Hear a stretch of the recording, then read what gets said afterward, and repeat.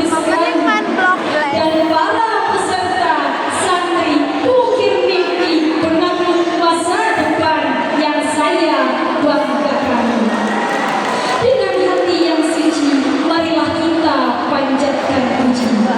Dari tempat yang makmur, marilah kita panjatkan syukur kepada pemilik alam semesta, pencipta insan di dunia, pembolak-balik hati manusia, yakni Allah Subhanahu wa Ta'ala.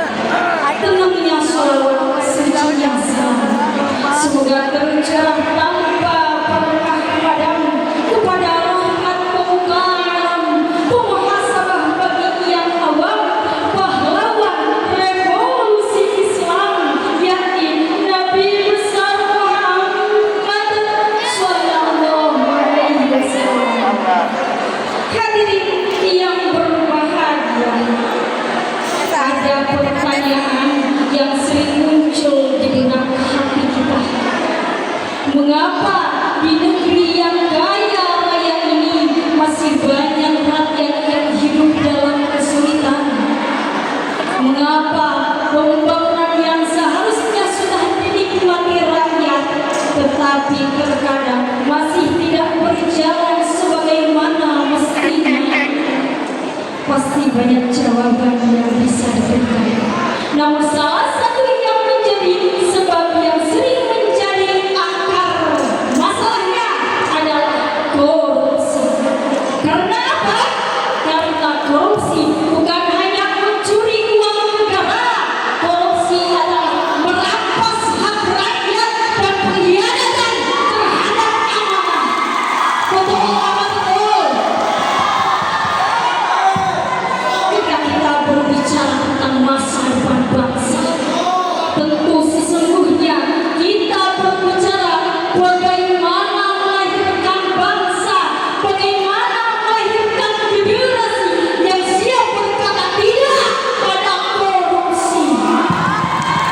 Hadirin yang berbahagia, ketika kita mendengar kata koruptor, yang sering terbayang orang yang memakai jas mewah, orang yang duduk di kursi yang empuk, dan orang yang memiliki rekening yang tebal.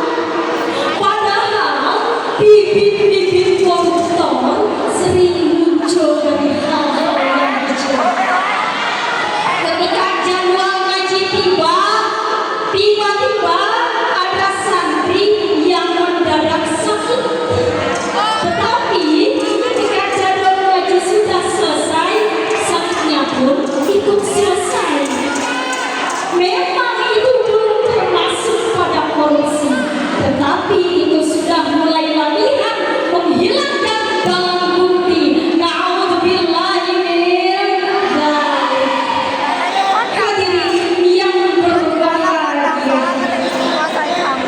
larangan terhadap korupsi sudah pasti ditegaskan dalam agama Islam. Allah berfirman dalam surah Al-Baqarah ayat 188.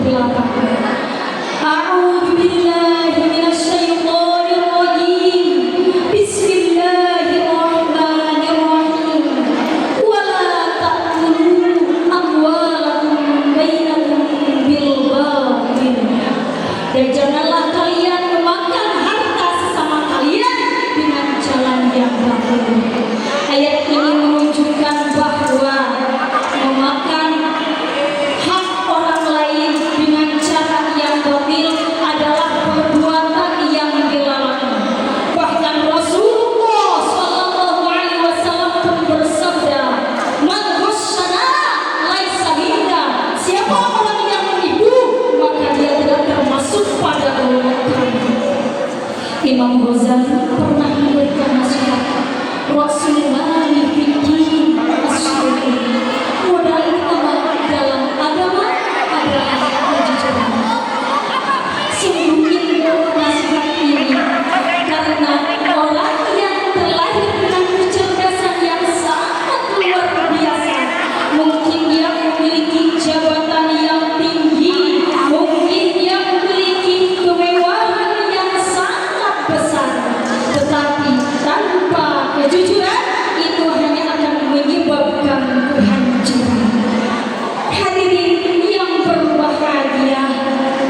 Bangsa ini tidak sedang menunggu orang yang pintar, karena orang yang pintar sudah banyak.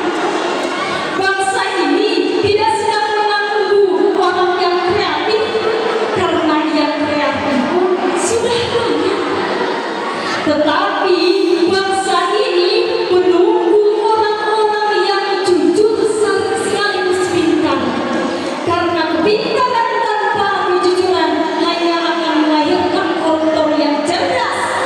Tapi kepintaran dipadukan dengan akhlak akan melahirkan pemimpin yang amanah.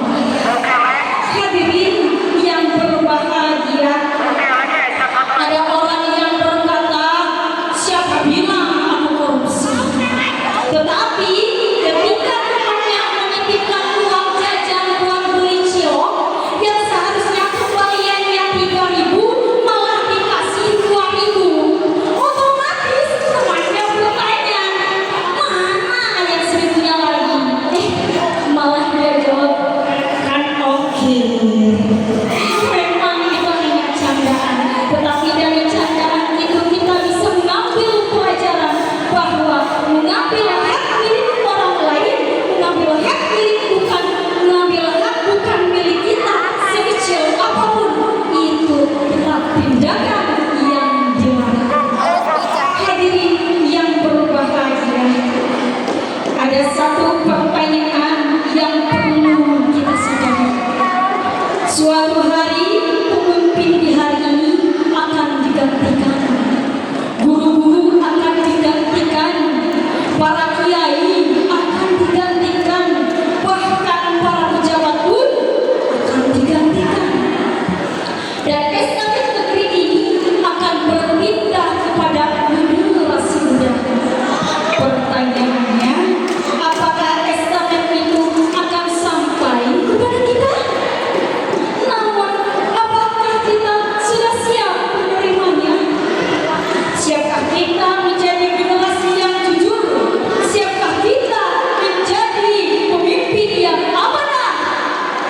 Ingatlah, masa depan bangsa ini bukan hanya tergantung pada sumber daya alamnya semata, tapi bergantung pada kualitas manusianya, dan kualitas manusia tergantung pada akhlaknya. Hadirin yang berbahagia, ada yang bilang bahwa korupsi itu penyakit. Setuju atau setuju? Perbedaannya, kalau sakit gigi itu yang menderita satu orang, tetapi kalau korupsi yang menderita bukan hanya satu orang, tetapi satu negara. Maka dari itu, tugas pemberantasan korupsi bukan hanya tugas aparat penegak hukum, tetapi menjadi tugas bagi kita semua. Hadirin yang berbahagia, bangsa ini tidak hanya membutuhkan orang yang pintar. Bangsa ini tidak kekurangan orang yang hebat, tetapi bangsa ini memerlukan orang-orang yang tetap jujur ketika ada kesempatan untuk berbuat kecurangan. Maka dari itu, para hadirin, mari kita buktikan kepada dunia bahwa generasi muda bukan bagian dari masalah, tetapi generasi muda bagian solusi. Kitalah yang menjadi benteng negeri, kitalah yang menjaga amanah, kitalah yang menjadi generasi yang akan mewariskan Indonesia bersih kepada anak cucu kita nanti. Karena bangsa yang besar tidak hanya terlahir dari tangan-tangan yang kotor, tetapi bangsa yang besar terlahir dari hati yang jujur. Jagalah hati, jangan kau kotori. Jagalah hati, cahaya Tuhan. Jagalah hati, jangan kau kotori. Jagalah hati, antara hidup ini bila hati